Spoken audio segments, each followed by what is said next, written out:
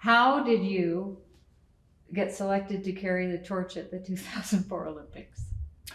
Well, because it was in Athens, and we are the Greek Orthodox Church, and I'm the dean of the Greek Orthodox community. They offered me an opportunity to carry it for a particular distance. So there was no charm. I didn't have any physical abilities or anything else. But that was just basically more of public relations. Public relations. What was it like to do it? Well, I'm more aware of it now than I was then, that it has some significance, that it has some role to play in the history of that thing when it comes to Los Angeles. And it's nice. It's very nice. But I don't fall into fawning in awe of that. I think I went less than a quarter of a mile. So that's fine. That's wonderful. And I have a torch as a souvenir. Oh, that's great. And all the paraphernalia. I thought that was just an interesting little side note. Peter asked me to be sure and ask you about the start of St. Nicholas Ranch and your involvement in that. Well, St. Nicholas Ranch came out of the fact that one of our very, very good friends in Fresno, I was happening to be visiting Fresno. The bishop at that time was sending me in to fill in Fresno because the priest there was elderly and was having some health problems. So I would go, I was in Modesto at the time, I would go and fill in. And at the meantime, because my preaching is a little bit more, what can we say, not typical. The word got around to some people in the church, especially the family of Mr. Nick Caceres, that I wasn't just the traditional type. So he came to church one day and he heard me preach and he says, anyway, to make a long story more bearable, we went out to lunch and became very, very close friends. He had not formally converted, but he had gone to a non-denominational evangelical church called the People's Church in Fresno. Of course, there's no rite of conversion. You just go to those churches, anybody can go. And he went there because he felt that the Orthodox Church was irrelevant to his life. He didn't understand the service. He didn't understand why this and why that. That's another story. We never ask, why do we do these things? We assume people just respond. There's no abracadabra in Christianity. I wish there were. So after a while, we became such good friends that he said to me, gee, he was a man of means. He said to me, I'd like to take you and your wife, the word is presbytera, I'd like for you to lead us on a tour of certain parts of Greece that you think would be important for faith, and also go to Jerusalem for Easter. I think it was Easter of 1978. My word. I was young, and so we did. And Nick and his family had a real reconversion experience, realizing that the Orthodox Church had all that the soul craves. But sometimes we human beings, because we sometimes become idolatrous to certain aspects.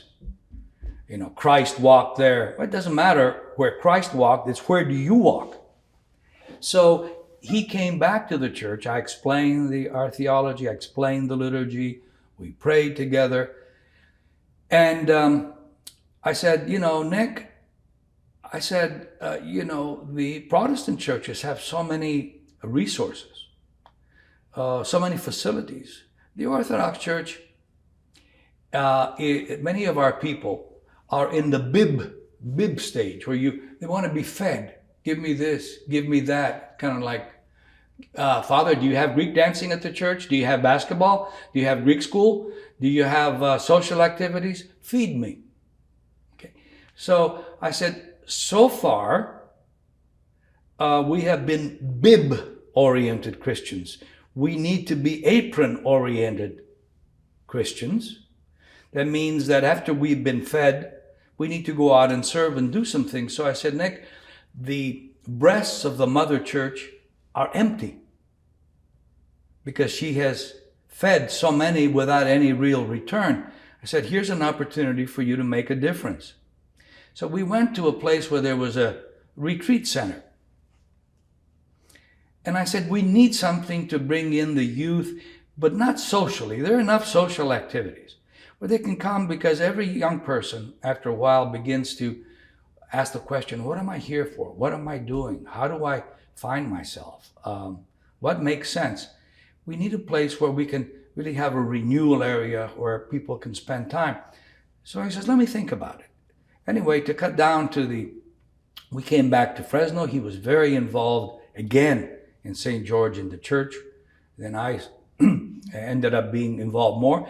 So one day he said, I have 2 pieces of property. And remember what you said about the apron and so forth? I said, yeah. He said, I'd like to donate one of the 2 of them. See if you can do what you're saying. So he wanted to have a retreat at one of the properties. So we brought a bunch of priests in, as well as the bishop then, Bishop Anthony.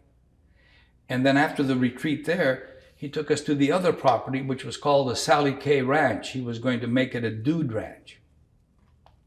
So at the end, I said, oh, Nick, the answer is pretty simple. We will take the Sally K Ranch. It was a beautiful barn, it's still there.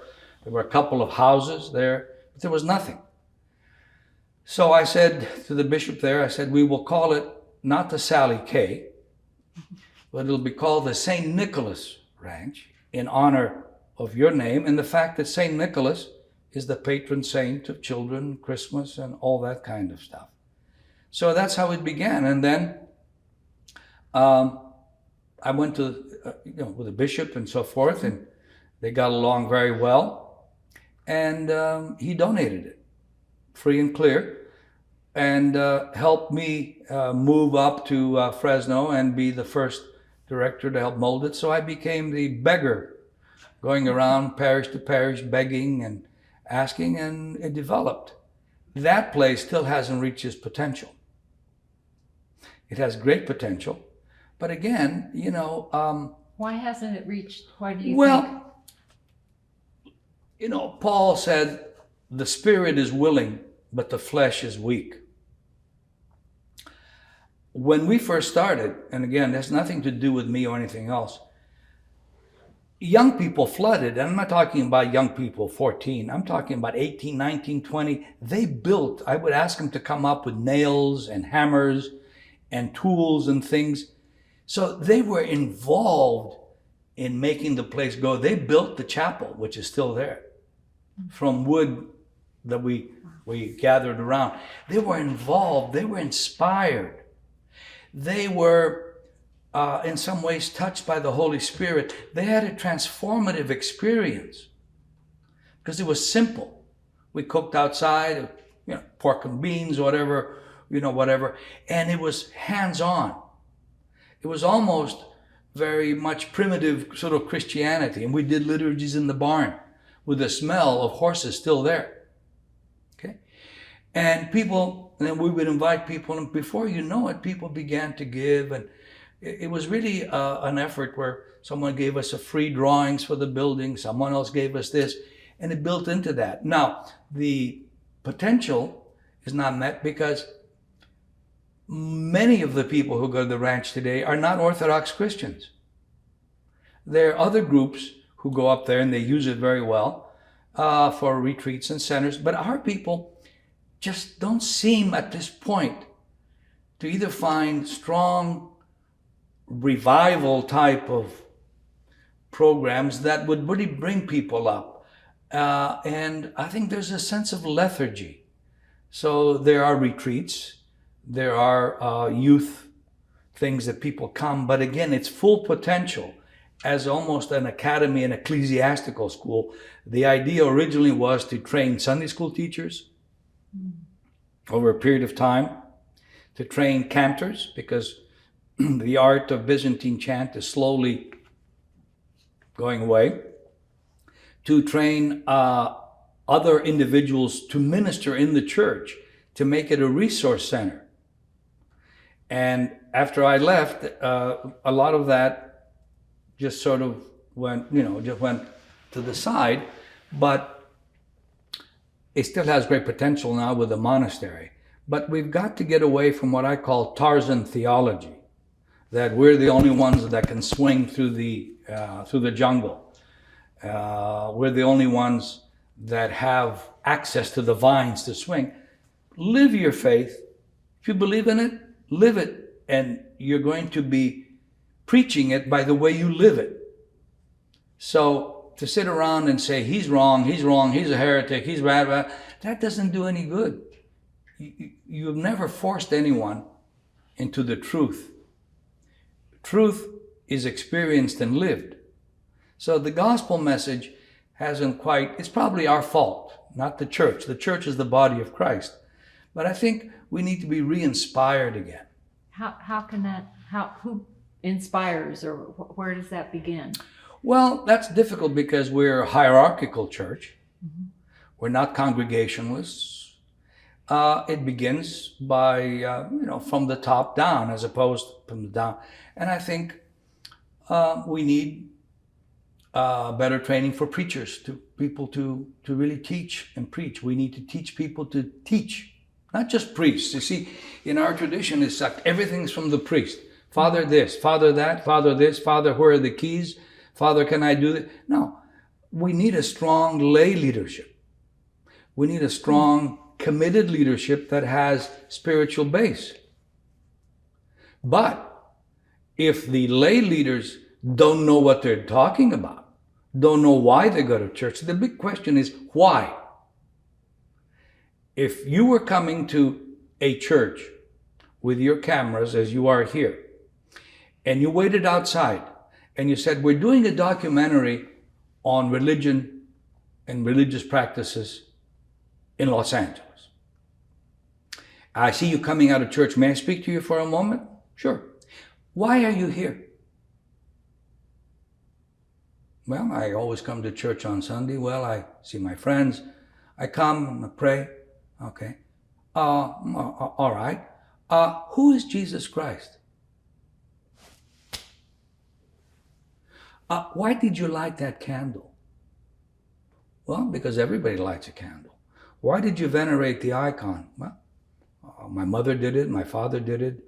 My grandparents did it. I see the priest do it, so I just do it. But why? Why does the priest have this thing that has smoke and comes out with bells and shakes it?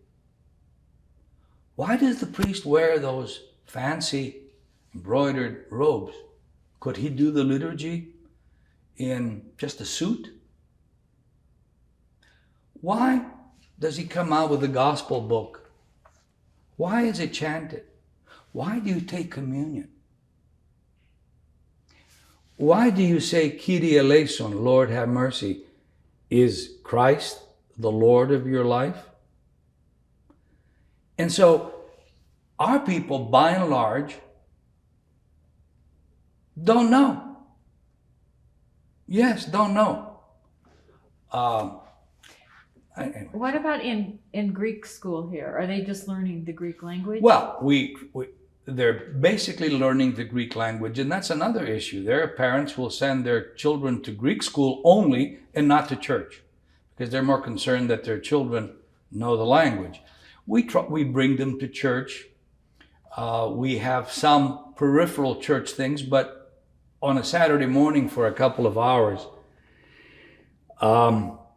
it's basically based on language and, quote, culture. Do you have Sunday school? Yes, of course. Some of those children, or many of those children, also come to Sunday school. Mm-hmm. But remember, the church has to compete with weekend sports, with activities, with all kinds of other things. And again, our young people, all young people, are overly stimulated. I mean, you take away their cell phone for 20 minutes and they don't know what to do unless they're doing something. So asking them to come to church for 2 hours unless the family's involved and explain why, they get antsy. I've seen people in church actually texting, actually looking at messages, actually looking at the news.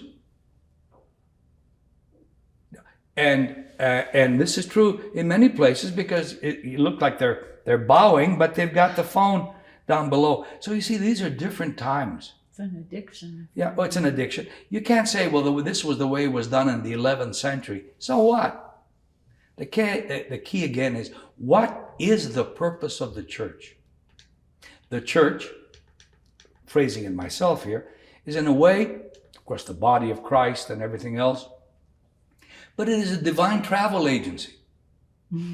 It is to help the people of the body of Christ to make this journey of life, to reach salvation slowly, what we call theosis, to become partakers of the nature of Christ. It's a process. Salvation is not kneel here and repeat the sinner's prayer, and after you've done that, and if you mean it, you're saved. So it's a process in the church. Our prayer, the icons, the liturgy, the lights, the candles, everything in the church, whether elaborate like our cathedral here or the barn at St. Nicholas, are all a means to help us that way. Because when you smell gasoline, you think of gas stations in your car. But when you smell the fragrance of the incense, and you have the taste of the elements of Holy Communion, it draws you closer to God. Mm-hmm. That's the role of the church. That's kind of maybe a good segue into the potential of FDF, which is what this documentary is about. And I'd just like for you to tell us what you think the potential of FDF is and how the organization can get there, if they can. Well, the idea of FDF, as it originally started, as I understand it, and I commend those who started it 40 years ago, I came into it 2 or 3 years afterwards. And it started out very, very simply.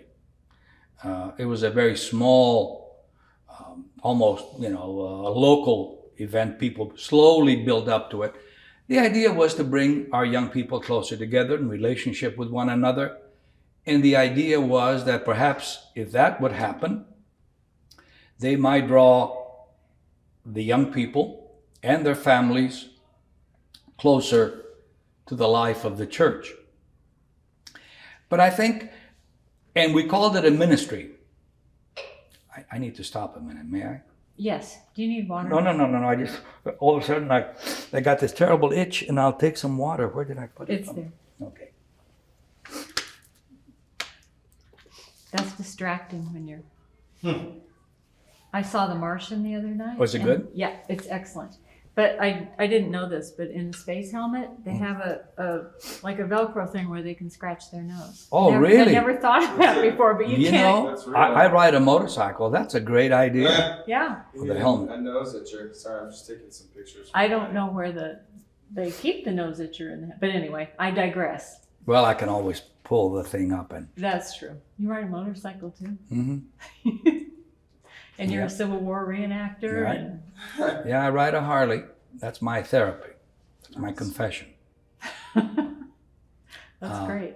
You see, the problem is with people, they think priests somehow float on water. No, we're sinners like everybody else. And if we admit that, anyway. So, as I was saying, FDF was called a ministry, and is still called a ministry, because the ideal was not only to bring young people closer together and to teach them and to get them connected to their ethnic roots, because the majority of the people at that time, and perhaps even now, have a Greek background, and there's nothing wrong with teaching. I don't care if you're Swedish, whatever, everyone has a way of doing their cultural thing, but the idea was to call it a ministry versus an activity. A ministry should lead young people into closer relationship with Christ within the church. Both can coexist. Jesus went to the wedding in Cana of Galilee. I'm sure there was music and dancing. As a matter of fact, they drank so much wine, they ran out of it. Mm-hmm. And Jesus didn't say, wait a minute, half of you guys are drunk, stop it, I'm leaving. No, he made more. So the church isn't, people who are looking around with their faces looking down as though they're sucking on pickles. It's a joyous experience. Okay, it's a joyous experience, but it has to be balanced. And so it is not yet fully a ministry. It is an activity of the church. A ministry means that the dance directors are examples who teach the children not only dancing, but teach the children to dance in the faith. That they are examples by teaching them certain things. A dance director ought not to be picked only because they're good at dancing. Do they have a relationship with Christ and the church? Can they explain the whys of why they're in church? And can they explain those whys to the young people in a way that the young people say, that makes sense? Do dance directors go to church on a regular basis and say, listen guys, I will be in church this Sunday. I expect you to join me. I'd like for you to fast the night before. Don't eat. Come and receive communion. Let me tell you what communion is all about. Do we do that? I suspect that little of that is done. I would like to see records, if there are any, and there probably aren't any, of those who were dancing in 1980 who were 16, where they are now. Maybe they're in church. Maybe they left for a while. So it still hasn't reached its full potential. If it's only an activity, we're at the bib stage, as I mentioned earlier. Okay, I get phone calls all the time. Do you have Greek dancing at St. Sophia? Do you have Greek school at St. Sophia? Do you have basketball? Yeah, league. Do you have any social activities for the youth? Yeah. I've never asked, is there a youth catechism program? Is there a youth Bible study that's exciting? Never. And even now, when you make some of the most demanding things for young people to be involved in learning the faith, you get a lot of resistance. So you have a lot of young people who will spend 2 or 3 days a week practicing to get that first prize. And there are parishes in this metropolis known for just that. They will spend money, they'll get endorsements from parents, they'll have people fund them to get the right singers and the right instrument players from Greece so they can win that big prize. Is that the reason? Is that a ministry? See, potential is not, so it's an activity. And of course, you go to the banquet the night and you see young women who are 13, 14 years old, dressed as though they're going to the Academy Awards. They look like they're 25 and 30. It's not their fault, it's their parents. But when a young woman, 14, say, Mom, everybody's doing this, I love it. So what example is that? What example is that? And we struggle with these things, and we've tried all kinds of things. But I think that its potential is yet to come. And I think it's key for the leaders who lead the groups to first make their commitment to Christ in the church. Just because you're a good dancer doesn't necessarily... Is the church responsible to teach young people dancing? It could be a ministry, yes.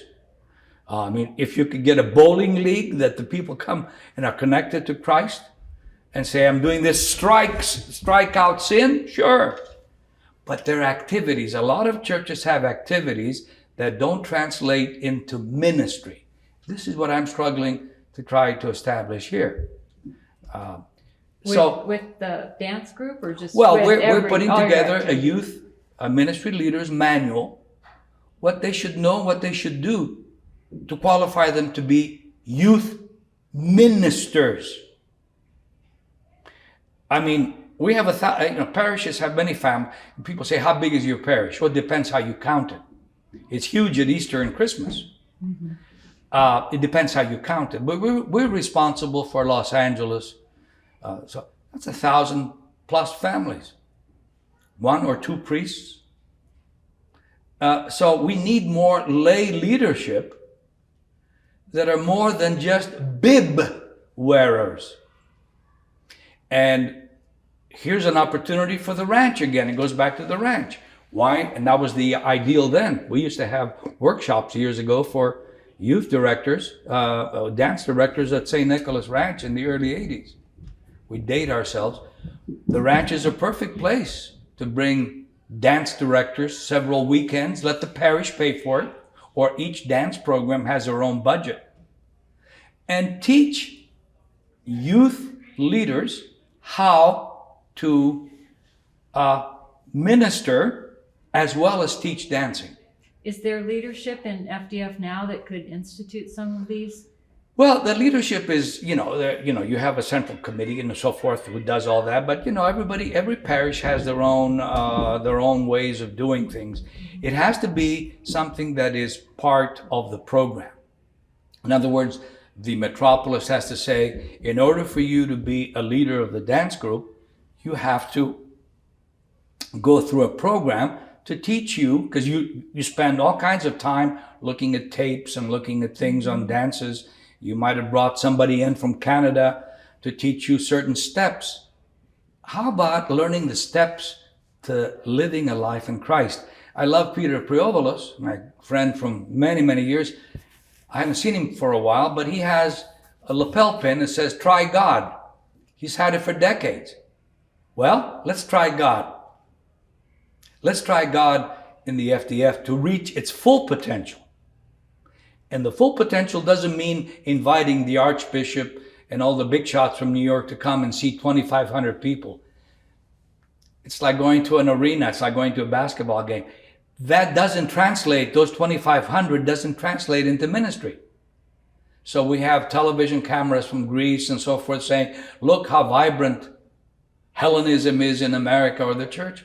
Well, yeah, sure. Anybody will go to a party.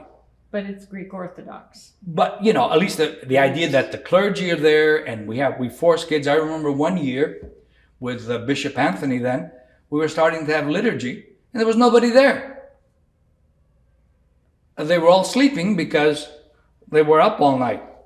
So he says, I won't start liturgy until you directors go and knock on the rooms of every one of the dancers. You get them to church. I think we started liturgy that day an hour later.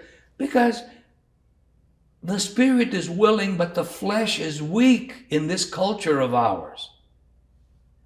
With this culture of ours. So, this is not criticism, because it's like, criticizing my own family. It's that we haven't reached the full potential of what ministries can be. So we use ministry just sort of a way to cover up the fact that it's simply a church activity that has the potential of being a real ministry. You mentioned the Metropolitan, that maybe it would have to start there. Does he see the potential of FDF? And you don't have to answer for him. No, absolutely. The Metropolitan is very supportive. Metropolitan has always been open to these kinds of things. Under his leadership here, we started maybe a service component, so it goes by, and during his leadership, we cut down some of the alcohol use and the sales of alcohol and so forth, because you had adult youngsters, who were buying, and then of course 16-year-olds. It's human nature. And anybody who says, what's he talking about? Come on, human nature. So I think the Metropolitan has done a number of things to sort of tighten it up a little bit, but there's only so much he can do. It has to come from within. The desire has to come from within, where the leaders themselves say, something, we can teach these young people how to dance, and it's wonderful. All of my children, and now I'll have my grandchildren dancing, starting. All of my children were in dance groups, and they loved it. But there was also a responsibility of being connected to the church. Never forced them, but the example had to be there. So it has the potential of really being a ministry, but it doesn't depend on the Metropolitan. It depends on the youth leaders, the dance directors, and everybody involved. And if they can truly make it into a ministry, then it will be. Does it mean that it's going to be 100%? No, no. But at least you'll increase it to the point that young people will begin to see the importance of faith and the importance of expressing that faith in church as a community. So, Do some of the workshops at FDF, or they're designed to kind of educate in that way, aren't they? well, the workshops are there and they can have an impact, but the kids are there, their mind is set on dancing, but they've got to go to a workshop because it's a prerequisite. It's a beginning, but you see, there's no follow-up after that. The workshops, in a way, is to legitimize the fact that maybe this should be some church connection to it. But when you're 14, 15 years old, and you're looking at Maria Elena on the other side, and you're wondering about how to impress her when you're dancing and you're doing all these things, it's hard to discuss faith the way we discuss it. And we have some very talented priests who are very good, but that's a beginning. It's sort of like Baskin-Robbins taste spoon. Okay, so you get a taste, but you don't follow up on getting the ice cream, which is what happens after FDF. So it's important. It can trigger curiosity, but where do we go from that? As far as this documentary that we're putting together, it really is a history of FDF through the eyes of people who have been involved in it. And I've asked everyone if they have one thing that they would like to see in the documentary, or a point that they would like to make, that they would like to see made in this documentary. And partly because we didn't start out with an agenda. I'm not Greek. And when Peter said, interview these people, I started doing research and more research, and so here I am today. But the documentary, in terms of themes, are community, cultural, keeping the culture together, multi-generations, and a ministry. For what people have told me. Those are very nice goals. Community, but then the church is community. The word ecclesia means a gathering of people, the assembly. The key is to get that community of fun and dancing to be part of a bigger community, which is the ecclesia. Okay. As far as intergenerational, yes, because you have parents there who are supporting, and you have other support systems, people who make costumes, and they're wonderful, good people. Most of them are involved in church. But, there isn't this intergenerational thing as you would find in church, because only young people dance. So the intergenerational is that the parents are either helping financially, or they're there to encourage the young people. And there's, of course, intergenerational involvement through banquets and what have you. But that's what the church is, intergenerational. How nice to have dad and mom with the children in the context of community. Culture, sure. But again, remember, the church is Greek, but not ethnically Greek. It is Greek in the ancient tradition of the New Testament, written in Greek, in the fact that the eastern part of the old Byzantine Roman Empire was Greek. The Western Roman Empire was Latin. So you had the Latin West and the Greek East. Now, one doesn't have to be Roman or Italian to be a Roman Catholic. So to be Greek Orthodox is not necessarily an ethnic designation, although the majority so far probably are ethnically Greek. But what is the future going to bring? Because we have 90% interfaith marriages. We have large numbers of converts. So they're all Greek. Like somebody would be a Roman Catholic and be from Thailand. So we have to understand that the Greek is not just ethnic, but it transcends culture and ethnicity. That it is the way the early church got started. We're not going to change that. So a Russian is Greek Orthodox, a Romanian is Greek Orthodox in the broad sense. So you have Irish Catholics who are Roman Catholic.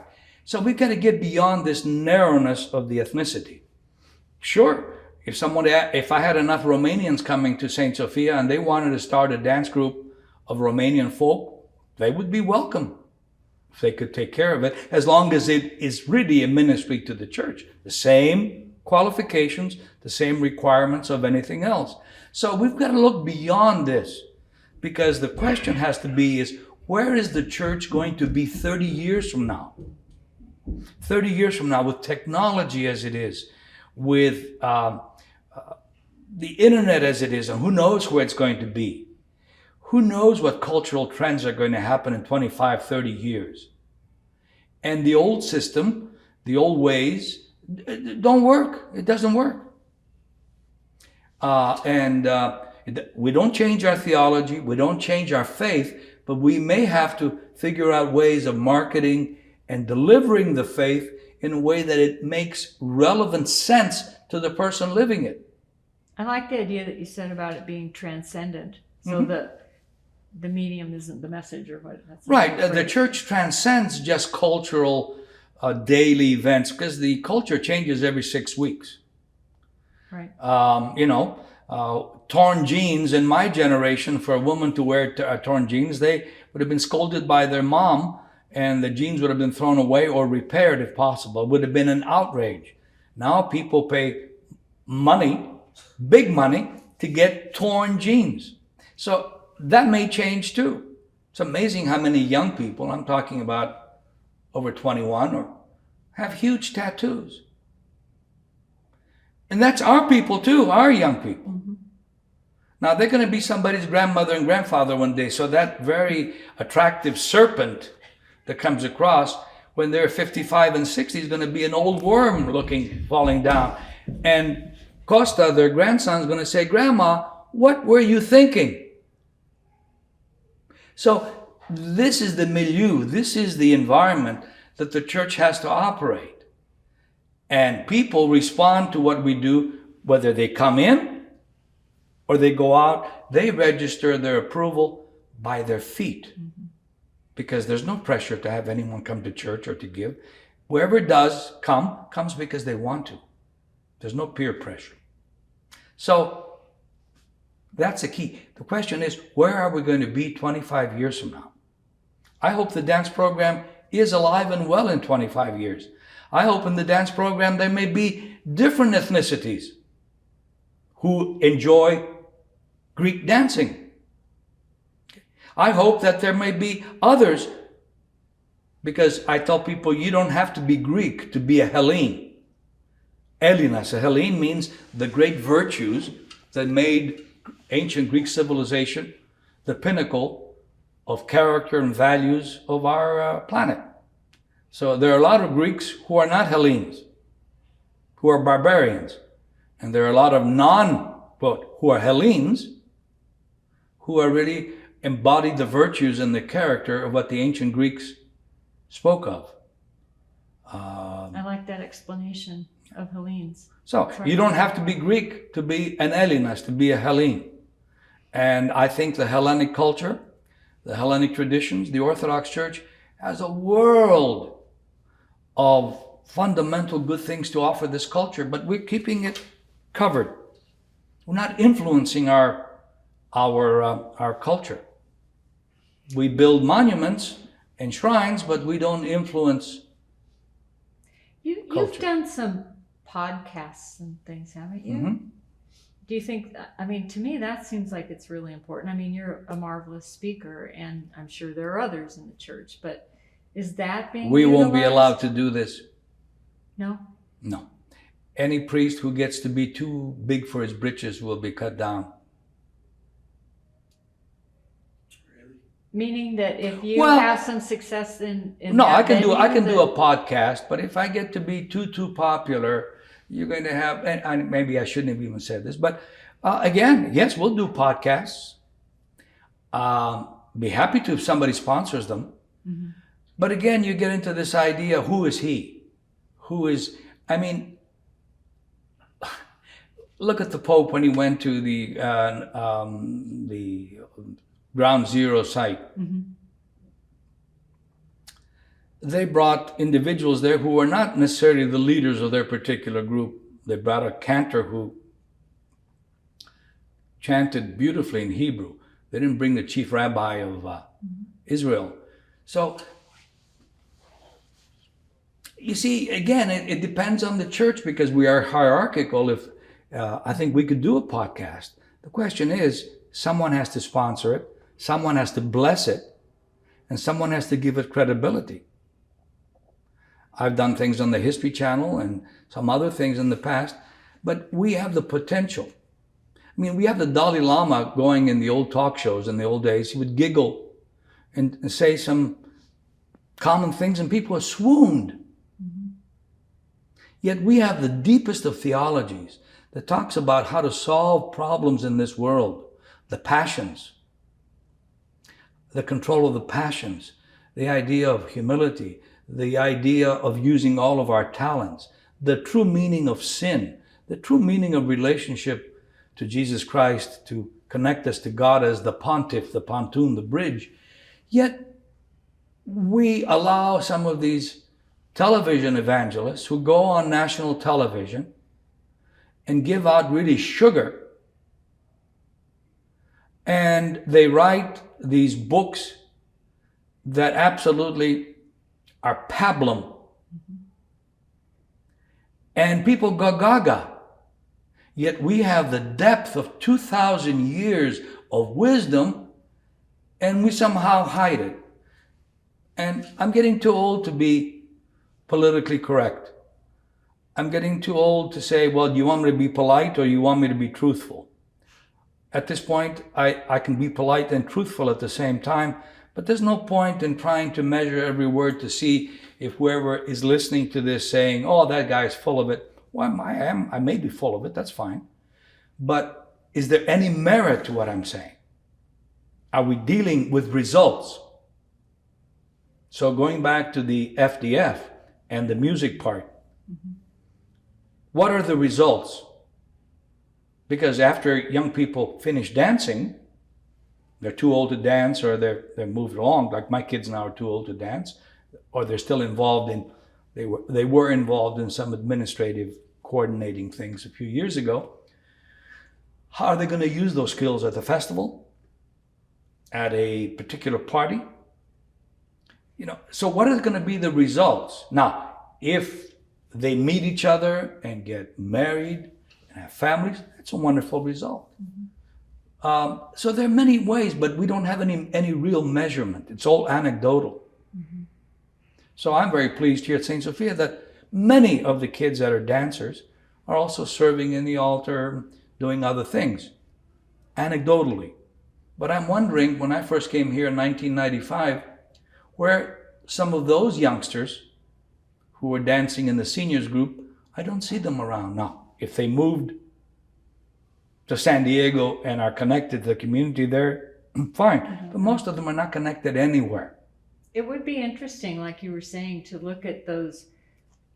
Peter saved everything, so he has like roles and lists of people who dance. It'd be wonderful to have someone do a study and say, where are these people? That would be good for a grad student. And say, where are you now in terms of family, faith, connection to the church? Now see, people say, oh, well, don't worry about it. They'll eventually come back. Yeah, they'll come back for a baptism because that's a cultural thing to do. They'll come back for a Greek wedding, whatever that means.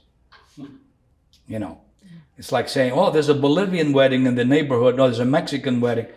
Oh, no, wait a minute. That was a Swedish wedding. No, there's no such thing as a Greek wedding. It is a Greek Orthodox wedding, an Orthodox wedding, that people who get married may not be Greek. They'll come back. I call many of them to come back DMV Christians, Department of Motor Vehicles. You go to register your car, to get your license renewed, to take care of certain things. And you're very nice when you go there so you don't upset the clerk to send you to the other line. So they come in, they pay their the fees involved, they do all the stuff, they go through all the motions, and they're gone. Generalizing. I'm sure there may be priests who are watching this, or even if they're watching this, will say, oh, that's not true. Call me. Call me, and let's see what is true and not true. So many do come back, but it's a process. And what are they coming back to? The cultural aspect? Yeah, are they coming back just for the Jesus. cultural aspect to make sure that now that they're married to a lovely Swedish lady, that the young son learns Greek? Well, what about Swedish? We should respect every culture. There's some challenges here. Challenges. So you see, is the young man coming back to church because he's looking to fill the soul that is thirsty for something that is above and beyond the pedestrian values of our culture, the billboards of our city that constantly force you to be stimulated by one thing or the other? What are they coming back to? Are they coming back to wear a bib? Feed me? Or are they coming back to be nourished and also to serve, to put on an apron and serve? That's the question for the future. Mm-hmm. It's a big question. I'm sorry. Well, I don't really have any more questions. I mean, I could ask you a lot of questions about the neighborhood and Well, your role in that. Can I ask Where are something? you at? Sure. Yeah. No, we're good. I want to ask a question though. Yes, Or at you least may. make a kind Yes, of a you point. may. So, I've filmed a lot of these now, and one thing that I've seen over and over again, and I understand, the religious aspect to you and how important that is, but also I think a lot of what FDF has done is preserve some of the culture that would be lost in other ways, and even if that isn't necessarily bringing a kid into the door of the church or an adult into the door, keeping them, retaining them, you're still keeping somewhat of the culture alive. I mean, Well, that's a very good question. The question of whose responsibility is that? So there are a lot of, whose responsibility to keep the culture alive? It's not a single person. I mean, FDF isn't as necessarily, it's not, at least from what I've experienced, it isn't a single person. No, but what organization should be responsible? See, if you look, I don't know if are we filming? That's a matter. If you look at the mission of the church in the archdiocese, what they call uniform parish regulations, it has to promote the gospel of Jesus Christ through the Orthodox tradition, to present the faith to others who may be converts, etc., and then secondarily to promote such activities like ethnic and cultural things that correspond to the first. Now there are plenty of Greek or Hellenic secular organizations, half a dozen I could name for you, that could sponsor Greek dancing if it's just a cultural thing, devoid of ministry. But is it the role of the church, of priests who have spent their life giving to the ministry, is it my responsibility to sponsor a program to teach children Greek dancing? Now, I mean, it's still in your best interest either way. Well, it would be in our best interest. Unless you call this an Orthodox church without the word Greek in it. No, you can leave Greek. Up the street there's Roman Catholic Church, St. Basil Roman Catholic Church. But it's still in your interest, no matter what, to keep the culture alive. Why? Right? Why? I mean, the thing is, first of all, before Christ was born and came into our lives, before that, it was groups of people kept cultures together just by telling stories and by doing these dances and all that stuff. And my dear friend, Jesus didn't come to perpetuate the Jewish culture. He didn't preach. You look in the New Testament and see, where did it say you need to be a better cultural Jew? It doesn't. It's just it doesn't. part of who we Jesus are. came, yes, because that's a given already. The secular part is a given already. And Jesus didn't criticize it. Obviously, there was culture at the wedding of Cana in Galilee and all the other feasts in Jerusalem when he came in to celebrate. But Jesus came to give us transformed lives. Now, how the lives were transformed, St. Paul said, I became all things to all people so that I could save a few. So in our ministry here at the festival, I sing Greek songs with the bouzouki music. so that people don't think, oh, that's secular. I'm just going to go in the church and put on a black robe and pretend I'm holy. No, it's all part of it. What I'm suggesting is a balance. Okay, I'm Greek ethnically, and very much a supporter of things, but there's got to be a balance. And I think we don't have that balance yet. And that balance, I'm not suggesting that we just now throw everything out and all we do is wear black and come and pray day and night. No, not at all. I'm too much of a Zorba to go in that direction. But we've lost the balance. And once the balance come back, there'll be a future for, let me give you an example in this neighborhood. There are no Greek people as such in this neighborhood. They come in from all places. Wouldn't it be interesting one day to have some of the Latino kids learn Greek dancing? So we have a Latino dance group I from wanted to St. ask Thomas. you that if any I of tried the that. kids around here. I tried that, but it was given Peter and I used to talk about teaching Greek dancing to the Latino kids and have them not compete, but have them during the exhibition. Mm-hmm. To have, Juan and Guadalupe and so forth, without necessarily putting costumes on, just learn to do a couple of dances. So then in that case, if you're going to have the Hispanic kids come in and do it, what's the interest? I mean, are you trying No, because you're teaching, when Alexander the Great conquered the world, he left people behind and says, Hellenize these people. Bring in the Hellenic culture. So by having them do this, they learn of the whole world. We're neighbors. You can throw a stone and hit the Catholic Church next door. So we're neighbors. Okay? We can't put a fence, as I found when I was here, barbed wire all around it. So you see, we're a multi-ethnic society here. Okay? So up the street are Koreans. During our festival, we have Latino music from time to time. I speak Spanish. I sing to them in Spanish. We need to get beyond collision to coalition. Now, if we were in a nice, hilly Brentwood church, no graffiti, just nice people who look like you and me, be nice. But look around. You don't find graffiti on our walls because we have a truce with the gangs. I got gangs all over the place. I've been shot at. So, this is the reality that I have here. And probably the only church in the country that has reality and that has alliances with the gangs in the neighborhood. And you made those alliances, right? Well, a lot of them? No, I mean... Yes, I don't want to get into this. Realistically. I had to. In other words, if I slip on a banana peel, I've got to make sure that I move the banana peel so that I don't slip again. That's the situation. So when I came here, and this was a real mess. So the question is, I couldn't throw up my hands and say, well, they shouldn't have built the church here. Mm-hmm. The church should be built on the rocky shores of a community. A church in Beverly Hills, on the hill there with limousines around, it has its place, but it's not the church. Jesus went to where people were hurting. Jesus went where people had real needs, spiritually, physically, emotionally. And what is the church? It's the extension of the ministry of Jesus Christ. I bet Jesus did Jewish dances. I'm sure he did. I'm sure he sang Jewish songs. But that was a part. The purpose why he came into the world was to bring the message of salvation.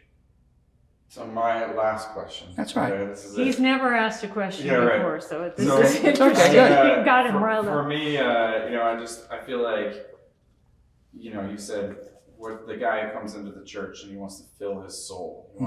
He needs that. If you were to sponsor or facilitate a program like FDF to keep the culture alive, right? That cultural aspect of Greek.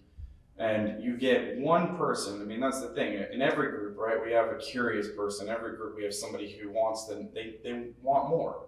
They want to know more. So even if you get 1% of all those people who go to FDF who become somebody who truly is a religious person. We have those already. But I mean, why? Now, if we had 10%, Why if not? we had 10% who already are involved, and we get 2 more percent, that's 12, that's fine. But what I'm saying, the potential is more, because the potential is that the dance directors and dance coordinators will also grow, because as they're exposed to faith and connected to their lives, then they are enhanced. Because you see, faith in abstract is nothing. You have to experience faith. Before I met you, you were just names and an email. Now I've experienced you, so we're no longer just abstract. So when a person experiences something, whether it's a good dance, I used to get tears in my eyes when I would see my son dance. Because, but then, okay, after it's over and people are leaving, what's next? That's what I'm saying. Do we just continue to rehearse a month afterwards? And then during Lent, because I've heard this before, where we're not supposed to be doing anything, yet there are people in some churches who have had rehearsals for dancing outside of the church building, because Lent is a time to shut down. Because they got to keep that momentum going, because they're looking for the big prize. So on the one hand, see, this is a very complicated issue. All I'm saying is balance. Balance, balance, and we can do them both. Because I'm not a monk. I'm more of a Zorba than anything else. I love dancing. I was in a dance group when I was a kid. So anyway, that's what it is. But faith has got to be there and has to be experienced. If I force someone, a dance director, say, you got to do this. Okay. But it's got to be natural. It's like people who tell you, is Christ your personal Savior? I don't know. Well, if you don't know that Christ, if you haven't given your life to Christ, you're going to hell. Going to hell? Oh God, what do I do to avoid hell? Fire and brimstone and devils and forks. Well, all you can do is kneel here and repeat this sinner's prayer after me. And if you really mean it, you're saved. So we've got life insurance, home insurance, car insurance, health insurance. I got eternal life insurance now. I'm saved because I said I was a sinner and I accepted Christ as my personal Savior, and whoosh, I avoided hell. Did you accept Christ because you wanted to experience a transformation, or because you were afraid of hell? See?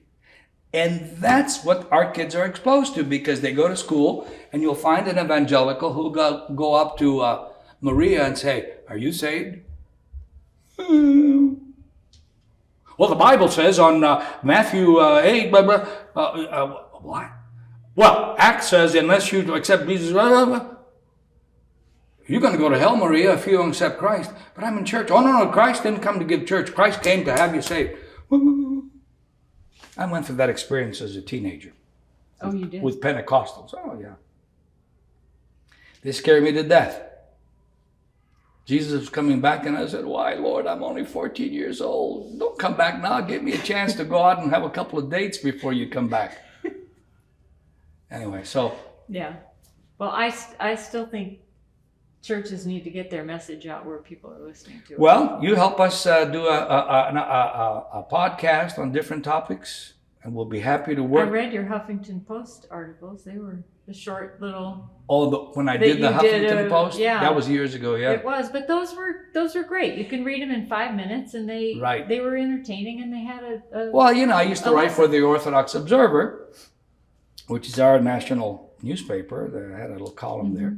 But because you had some jealousies and some other things, they cut me out. So people ask me why. You need a pen name. No.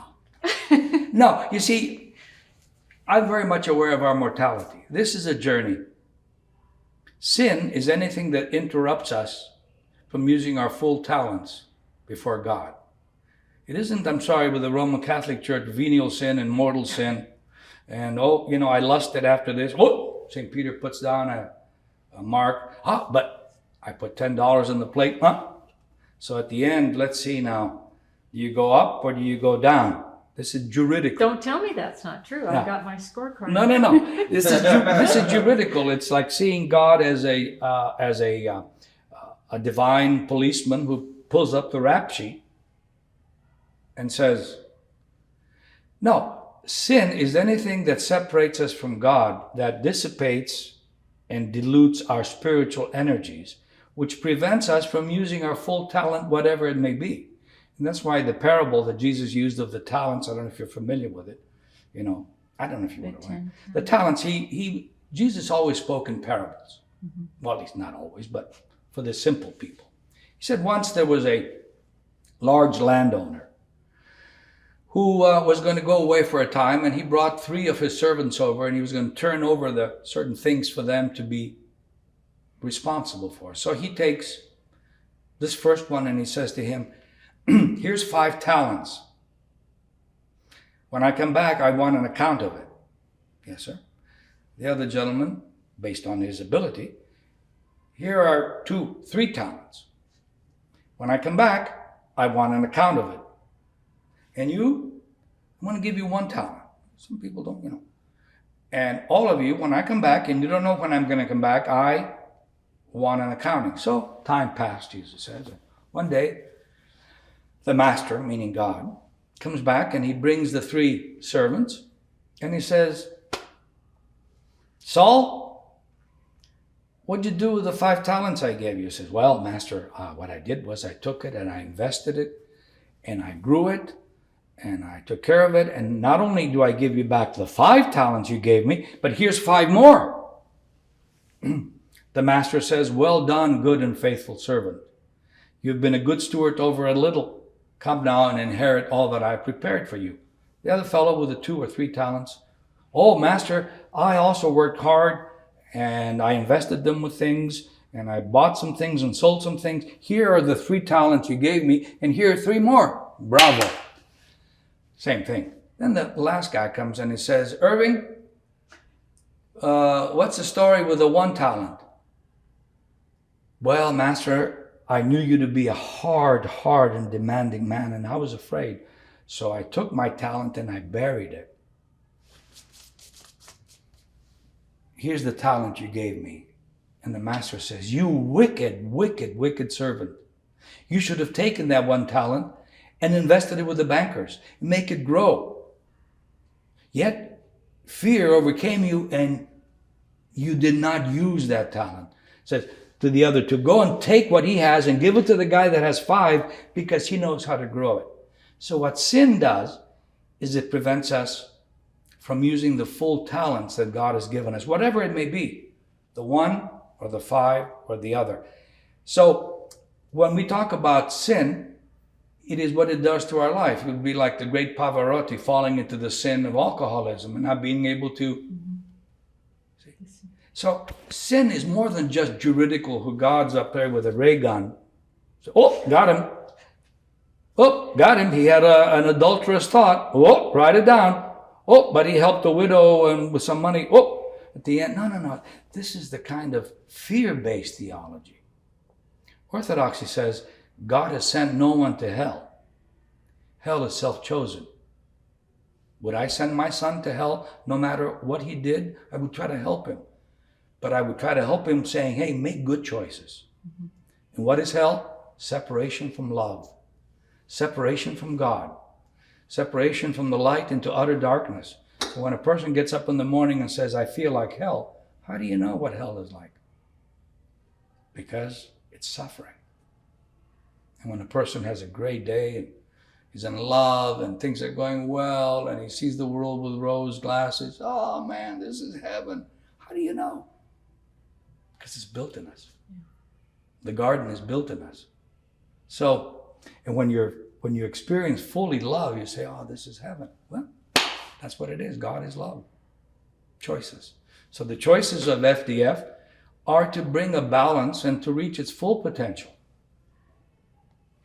And if we can do that, then it's wonderful. Now we will, no matter what I say, we continue our dance program here. We will try to increase it. My granddaughter is starting it. She's 5. She'll be doing the little kids. And we move on with joy and fun. So that's Very it. Good. Well, thank you. Thank you. Done a great job.